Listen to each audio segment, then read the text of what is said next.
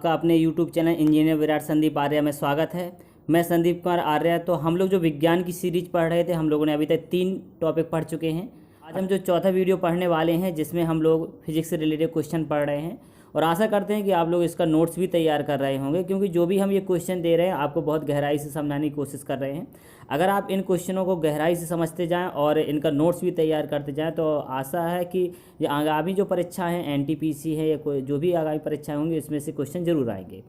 अब जैसे हमारा पहला क्वेश्चन आता है, वायु में ध्वनि की चाल 332 मीटर प्रति सेकंड है। यदि दाब बढ़ाकर 2 गुना कर दिया जाए तो ध्वनि की चाल कितनी हो जाएगी। तो इसमें देखिए आंसर तो सामने दिया, लेकिन हमने आपको बताया था, पहले भी बताया था कि जो ध्वनि की चाल पर दाब का कोई प्रभाव नहीं पड़ता है। क्लियर हुआ कि जो ध्वनि होती है उस पर दाब का कोई प्रभाव नहीं पड़ता, अर्थात दाब चाहे कितना भी गुना आप क्यों ना कर दें, तो दाब आप चाहे 2 गुना कर देंगे, चाहे 4 गुना कर देंगे, तो इस पर कोई प्रभाव पड़ने वाला नहीं है। अर्थात जो इसकी चाल थी वो सेम टू सेम ही रहेगी। अब लेकिन बात आती है कि जब दाब का प्रभाव नहीं पड़ता तो किसका प्रभाव पड़ता है। तो माध्यम में जो ध्वनि की चाल है उस पर प्रत्यास्थता तथा घनत्व पर निर्भर करती है। जो माध्यम है उसकी प्रत्यास्थता अर्थात घनत्व पर निर्भर करता है। अब बात करते हैं प्रत्यास्थता क्या होती है। तो हमें सबसे पहले जानना जरूरी है कि प्रत्यास्थता क्या है। तो प्रत्यास्थता के बारे में हम लोग पढ़ें। कहलाता है यांत्रिकी में प्रत्यास्थता पदार्थ के उस गुण को कहते हैं जिसके कारण उस पर वह बल लगाने पर उसकी विकृति अर्थात जो आकार में परिवर्तन आता है, परंतु बल हटा लेने पर वह अपनी प्रारंभिक स्थिति में आ जाता है। मीन्स क्या होता है, अगर कोई बल लगाया जाए तो बल लगाने से उसके आकार में परिवर्तन हो जाता है। जैसे अगर कोई स्प्रिंग है, अगर हम स्प्रिंग में दबाव डालेंगे तो स्प्रिंग क्या हो जाएगी, वो बढ़ जाएगी, ये इस प्रकार बढ़ जाएगी। लेकिन जैसे ही उसका जो हमने दबाव या खिंचाव किया तो उसको छोड़ दें तो स्प्रिंग पुनः अपनी मूल अवस्था में आ जाती है। तो ये हमें याद रखना है। तो प्रत्यास्थता की परिभाषा आपको क्लियर हो गई होगी कि यांत्रिकी में जो प्रत्यास्थता कहलाता है उसका यह गुण है जिसके कारण बाहर बल लगाने पर उसके में आकार में विकृति हो जाती है, अर्थात आकार में परिवर्तन हो जाता है, परंतु जैसे ही उसका बल हटा दिया जाता है अपनी प्रारंभिक अवस्था में आ जाता है। आप रबड़ को भी ले सकते हैं, अगर रबड़ को खींच दिया जाता है उसका आकार बढ़ जाएगा, लेकिन जैसे ही उस पर बल हटा दिया जाता है पुनः अपनी अवस्था में आ जाता है। अब एक शब्द और हमने बताया था कि इस पर किस किस का प्रभाव पड़ता है। इस पर हमने बताया था कि प्रत्यास्थता का प्रभाव पड़ता है और दूसरी चीज़ इस पर घनत्व का प्रभाव पड़ता है। अब घनत्व का जब प्रभाव पड़ता है तो घनत्व क्या है, तो घनत्व की जो परिभाषा है, जो भौतिक विज्ञान में अगर देखा जाए तो भौतिकी में किसी पदार्थ के इकाई आयतन में निहित जो द्रव्यमान होता है उस पदार्थ का घनत्व कहलाता है, जिसे हम इंग्लिश में डेंसिटी बोलते हैं। और जो घनत्व होता है, घनत्व को हम लोग रो से प्रदर्शित करते हैं या घनत्व को हम लोग डी से प्रदर्शित करते हैं। और घनत्व बराबर होता है द्रव्यमान बटे आयतन। ठीक है, तो आपको ये याद रख सकते हैं। अगर कभी कोई ज़रूरत पड़ती है तो हम क्रॉस मल्टीप्लाई करा देते हैं, तो द्रव्यमान बराबर हो जाता है आयतन गुणे घनत्व। तो ये भी अब आपको याद रखना है। क्लियर हुआ। तो ये क्वेश्चन आशा करते हैं कि आपको पूरा क्लियर हो गया कि दाब का कोई प्रभाव नहीं पड़ता, इसलिए ध्वनि की चाल सेम टू सेम ही बनी रहेगी।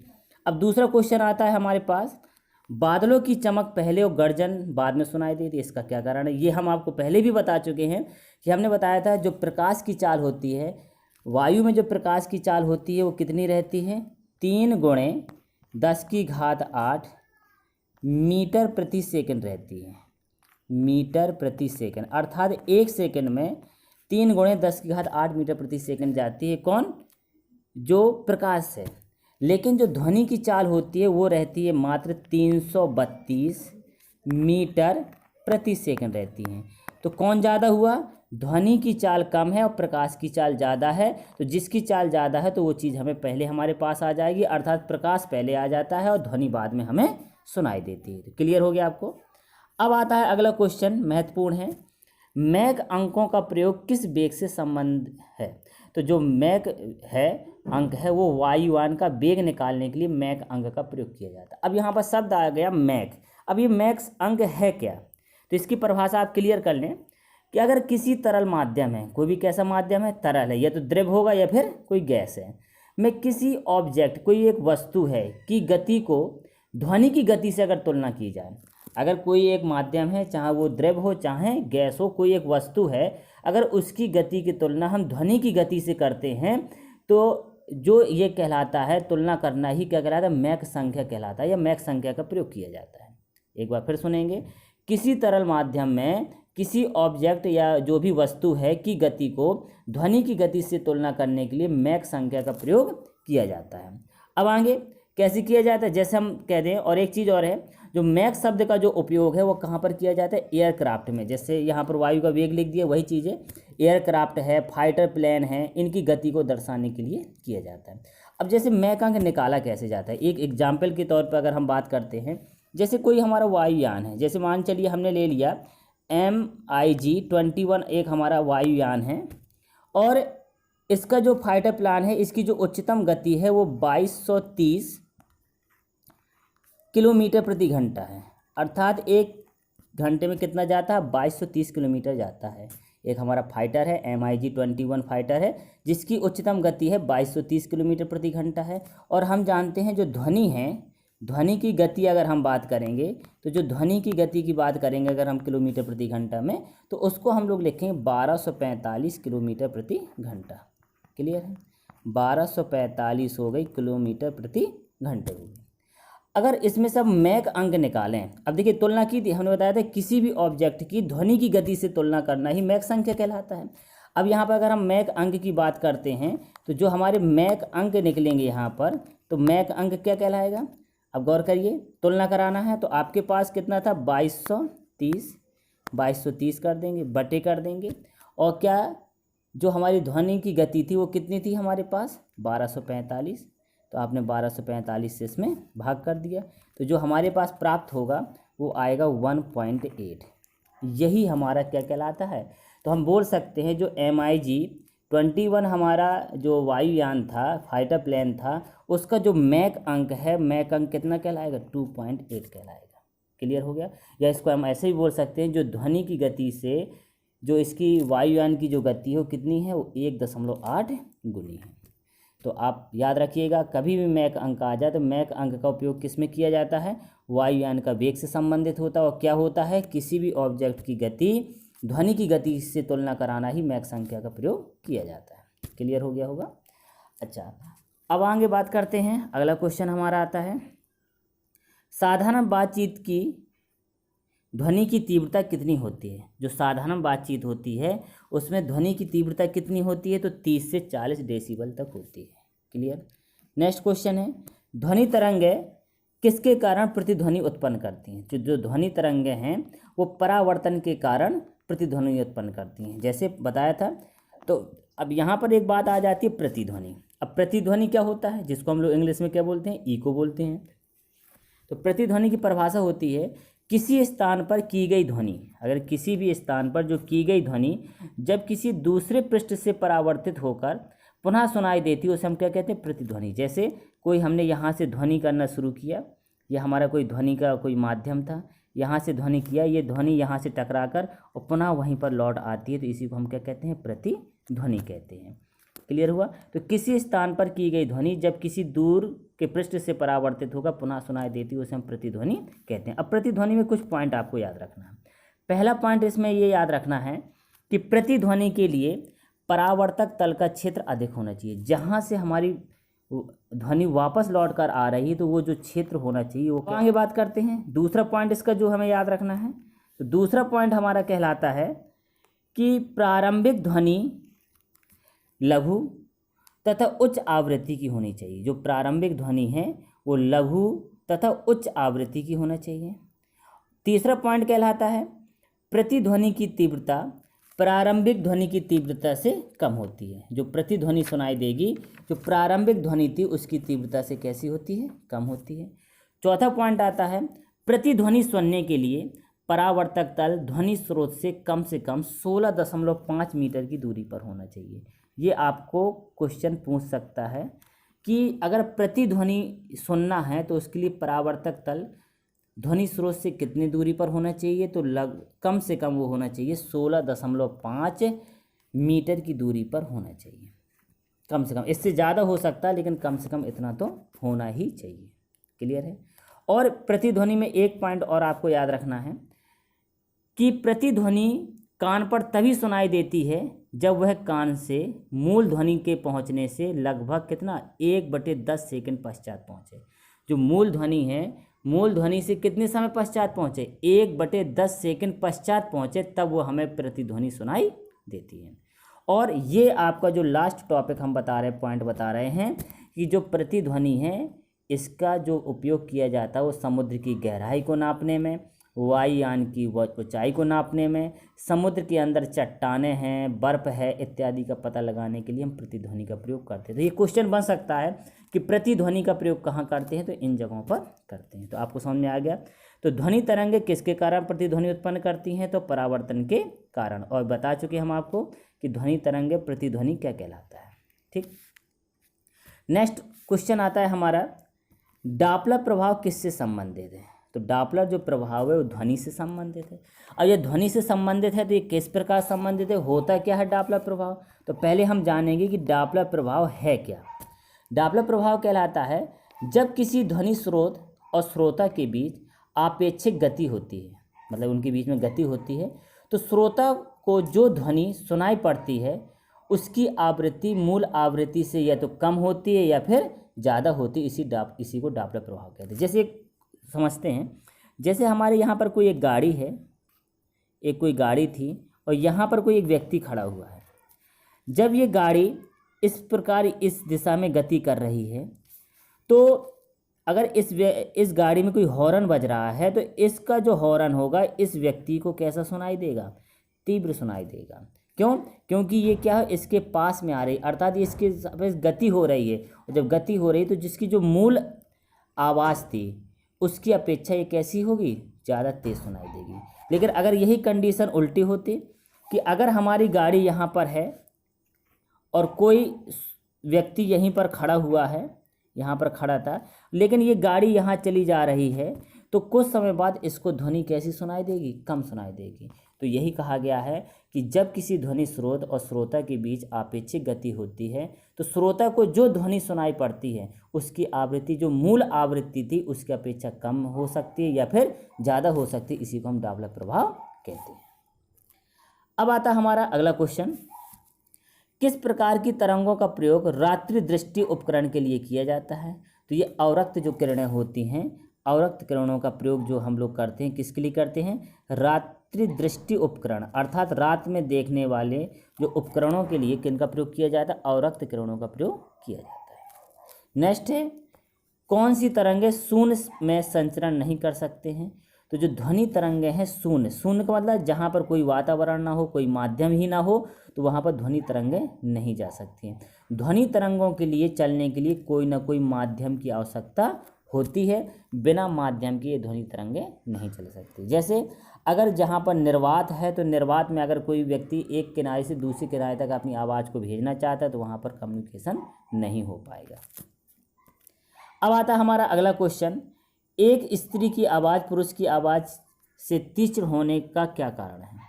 जो स्त्री की आवाज़ होती है पुरुष की आवाज़ से तीक्ष्ण, तीक्ष्ण का मतलब यहाँ समझ रहे हैं, यहाँ तीक्ष्ण का तात्पर्य है वहाँ पतली आवाज़ से, पतली आवाज़ होती है, ऐसा क्यों। ठीक है, तो ये किसके कारण होता है, उच्चतम आवृत्ति के कारण। और आवृत्ति किस पर डिपेंड करता है, तो सबसे पहली बात तो हम इसमें जानेंगे कि उच्चतम आवृत्ति और आवाज़ से क्या संबंध। तो इसमें एक हमें पॉइंट याद रखना है, तारत्व।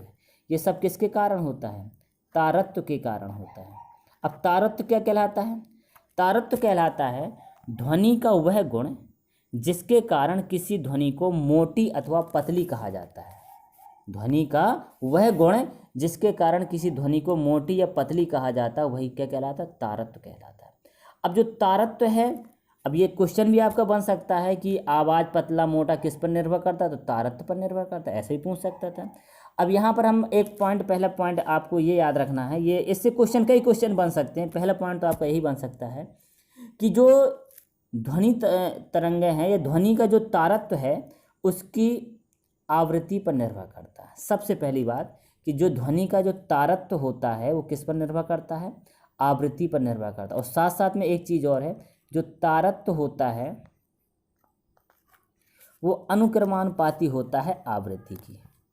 अनुक्रमानुपाती का मतलब समझ रहे हैं, अगर तारत्व बढ़ेगा तो उसकी आवृत्ति भी बढ़ेगी, अर्थात आवृत्ति ज़्यादा है तो तारत्व भी ज़्यादा है। तो हमारा इससे पॉइंट बन जाता है, एक पॉइंट आप इसको ये याद रख सकते हैं। पहला पॉइंट यही बन जाएगा कि आवृत्ति बढ़ेगी तो तारतम्य बढ़ेगा। अगर हमारी आवृत्ति ज़्यादा है, आवृत्ति अगर हमारी ज़्यादा है तो उसका तारतम्य भी कैसा होगा, तारतम्य भी कैसा होगा, ज़्यादा होगा। क्लियर है। और जब तारतम्य ज़्यादा होगा तो आवाज़ हमें कैसी सुनाई देगी, पतली सुनाई देगी। पतली अर्थात जिसको हम लोग तीक्ष्ण बोल सकते हैं। क्लियर हो गया, तीक्ष्ण कह सकते हैं।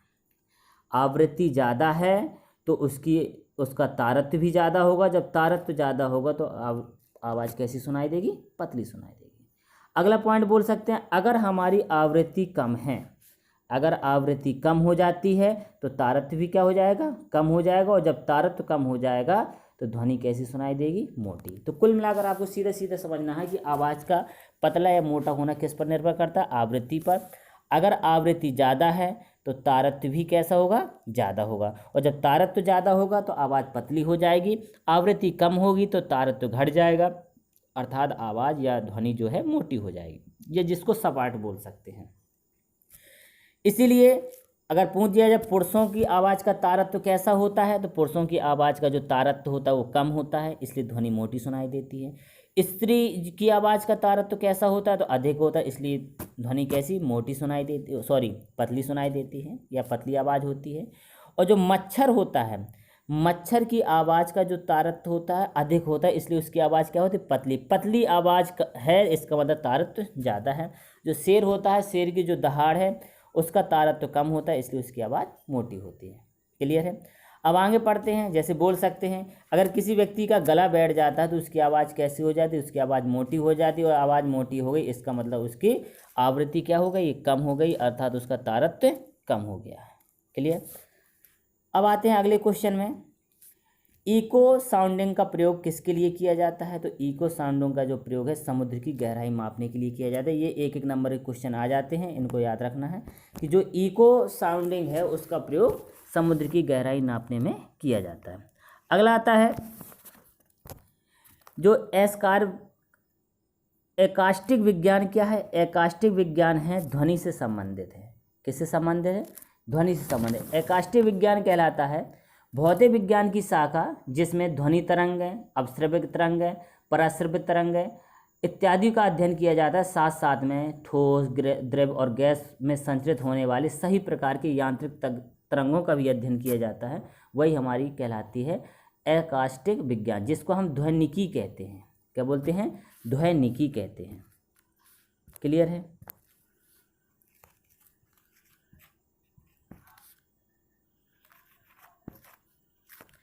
अब बढ़ते हैं आगे।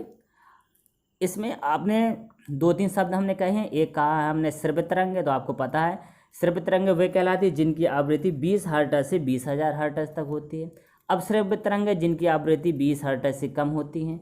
और ये अपश्रव्य तरंगें कहाँ उत्पन्न होती हैं, जैसे सरल लोलक है इससे उत्पन्न होती हैं। और श्रव्य तरंगें कहाँ से उत्पन्न होती हैं, जानवरों की आवाज़ से, मनुष्य की आवाज़ से, घंटी से, तबला से, ये सब श्रव्य हैं। और जो पराश्रव्य तरंगें कहलाती हैं जिनका आवृत्ति 20,000 हर्ट्ज से अधिक होती है उन्हें हम पराश्रव्य तरंगें कहते हैं। जैसे चमगादड़ हैं, बिल्ली हैं, कुत्ते हैं, कुछ पौधों से भी निकलती हैं, ये सब पराश्रव्य तरंगें कहलाती हैं। नेक्स्ट क्वेश्चन आता है अपना, जब ध्वनि तरंगें चलती हैं तो अपने साथ में क्या ले जाती हैं, तो ध्वनि तरंगें जब चलती हैं तो अपने साथ में ऊर्जा ले जाती हैं। क्या ले जाती हैं, ऊर्जा। नमन कोण ज्ञात करने के लिए किस यंत्र का प्रयोग किया जाता है, नमन मापी से किया जाता है। उसके लिए हम बता दें आपको। अच्छा, एक क्वेश्चन आ रहा है कि जब ध्वनि तरंगें चलती है तो अपने साथ में क्या ले जाती है, ऊर्जा ले जाती हैं। तो इसमें एक परिभाषा हम बता सकते हैं, ध्वनि की परिभाषा क्या होती है कि भौतिकी में ध्वनि वह कारक है अथवा विक्षोभ है जिसमें यह संवेदना उत्पन्न होती है। और अब बात करते हैं नमन कोण की, तो नमन कोण कहलाता है चुंबकीय क्षेत्र की दिशा तथा क्षैतिज दिशा के मध्य, किसके बीच में, जो चुंबक है चुंबकीय क्षेत्र की दिशा तथा क्षैतिज दिशा के मध्य बनने वाले कोण को हम नमन कोण कहते हैं। अगला आता है समुद्र की गहराई मापने के लिए किस यंत्र का प्रयोग किया जाता है, तो फेदोमीटर का प्रयोग किया जाता है। किसका किया जाता है, फेदोमीटर द्वारा किया जाता है। किसके द्वारा द्रव का आपेक्षिक घनत्व ज्ञात किया जाता है, तो आपेक्षिक घनत्व ज्ञात करने के लिए हाइड्रोमीटर का प्रयोग किया जाता है। नेक्स्ट आता है कृष्ण छिद्र का सिद्धांत किसने दिया था, तो जो कृष्ण छिद्र का सिद्धांत दिया था वो दिया था एस चंद्रशेखर जी ने दिया था। नेक्स्ट है दूरबीन का आविष्कार किसने दिया था, तो यह तो सबको पता ही होगा, गैलीलियो ने दिया था, दूरबीन का आविष्कार किया था। अगला आता है पानी के अंदर ध्वनि तरंगे ज्ञात करने के लिए किस यंत्र का प्रयोग किया जाता है, तो हाइड्रोफोन के द्वारा हम पानी के अंदर ध्वनि तरंगे ज्ञात कर सकते हैं। बारीक तारों का व्यास ज्ञात करने के लिए किसका प्रयोग किया है, तो स्क्रू गेज। आप लोगों ने प्रैक्टिकली में भी किया होगा, एक होता है स्क्रू गेज होता है, वर्नियर कैलिपर्स होता है, तो स्क्रू गेज के द्वारा बारीक तार का व्यास हम लोग ज्ञात कर सकते हैं। नेक्स्ट क्वेश्चन आता है सूक्ष्म वस्तुओं को देखने के लिए किसका उपयोग किया है, तो माइक्रोस्कोप। माइक्रोस्कोप के द्वारा हम वातावरण में घूम रहे जीव जंतुओं को अर्थात बैक्टीरिया इत्यादि को भी देख सकते हैं। वर्षा का मापन किस यंत्र से किया जाता है, तो वर्षा का मापन हम लोग सेस्मोग्राफ के द्वारा करते हैं। किसके द्वारा करते हैं, सेस्मोग्राफ के द्वारा कर सकते हैं। और अगला क्वेश्चन आता है राडार का आविष्कार किसने किया था, तो राडार का आविष्कार टेलर व यंग नामक वैज्ञानिक थे, इन्होंने राडार का आविष्कार किया था। और राडार के माध्यम से हम लोग जो दुश्मन की गतिविधियां होती हैं उनका हम पता लगा लेते हैं, उनके वायुयानों का आदि का पता हम लगा पाते हैं। गैस इंजन की खोज किसने की थी, तो गैस इंजन की खोज डैमलर ने की थी। किसने की थी भैया, डैमलर ने की थी। अब आते हैं आगे, जो बैलिस्टिक मिसाइल किसने बनाई थी, बैलिस्टिक मिसाइल बनाने वाले थे Wernher von Braun. Wernher von Braun ji ने बैलिस्टिक मिसाइल का आविष्कार किया था। इसको आप डिटेल से और भी पढ़ सकते हैं नेट के माध्यम से। मीनार की ऊंचाई ज्ञात करने के लिए किस यंत्र का प्रयोग करते हैं, तो मीनार का माप निकालने के लिए, ऊंचाई निकालने के लिए सेक्सटेंट का उपयोग किया जाता है। तो आज के लिए हमारा इतना ही, और आपको अगर ये वीडियो अच्छा लगता है तो चैनल को सब्सक्राइब करिएगा, लाइक करिएगा और अपने दोस्तों को ज़रूर शेयर करिएगा, क्योंकि अगर आप इसका नोट्स भी बनाते जाएंगे तो हर टॉपिक को इतना गहराई से पढ़िए कि उसका ये भी क्वेश्चन न छूटने पाए। तो आज के लिए इतना ही, धन्यवाद।